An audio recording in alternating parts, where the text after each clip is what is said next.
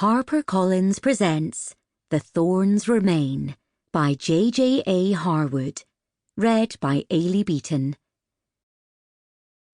To Ray, Ellie and Moz, for all their love and support, and for never once being afraid to say, "Make it gayer, you coward."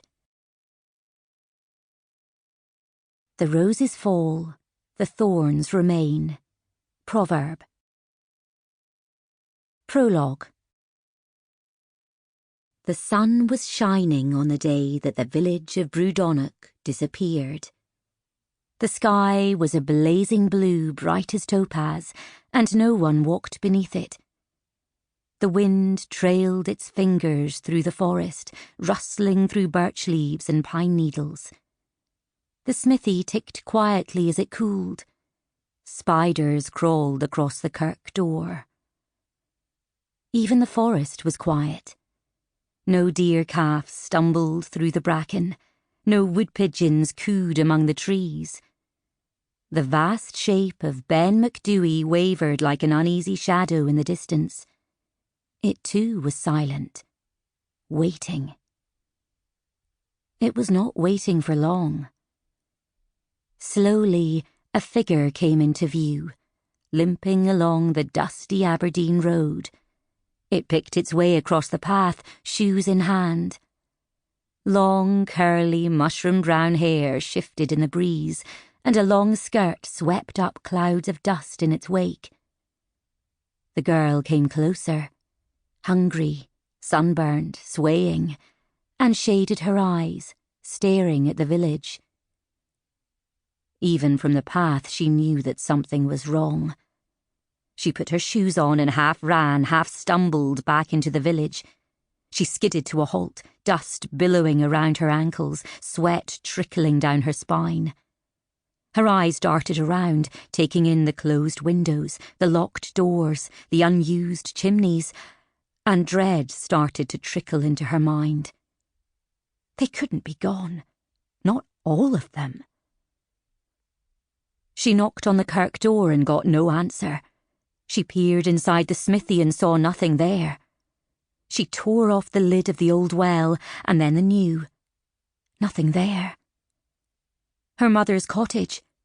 But there she could only stand outside, staring at the darkened windows, while fear caught her by the heart and squeezed. She ran between the crofts, yelling at the top of her voice, and as her feet skittered across the dirt, all she could think was, "You bastard, you bastard, you bastard," until it ran through her mind like a prayer. Sweating and shaking, she staggered against the side of the new well and collapsed onto the ground.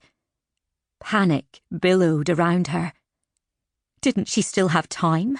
Wasn't there still a chance? There had to be.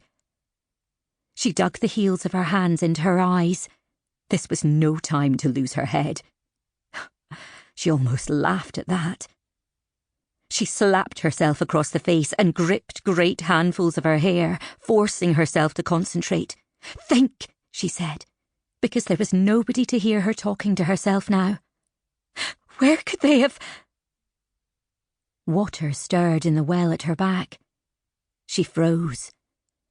The sound echoed up the long, thin walls, gurgling and splashing and drawing closer. If she listened carefully, the steady slap of the water might have sounded like hands or hooves splashing against the wet stone.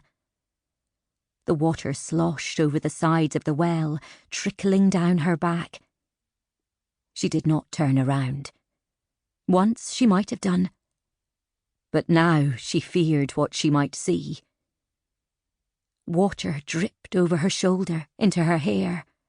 She heard it lapping and gurgling as the thing in the well leaned forward and leaned close to her ear. It spoke in a voice like stones dropping into water. A familiar voice, but one she'd only heard screaming. "You know where they are, Moira Jean." Moira Jean kept herself still. The sun seared her skin. She would have liked nothing better than to have splashed some of the Sample complete. Ready to continue?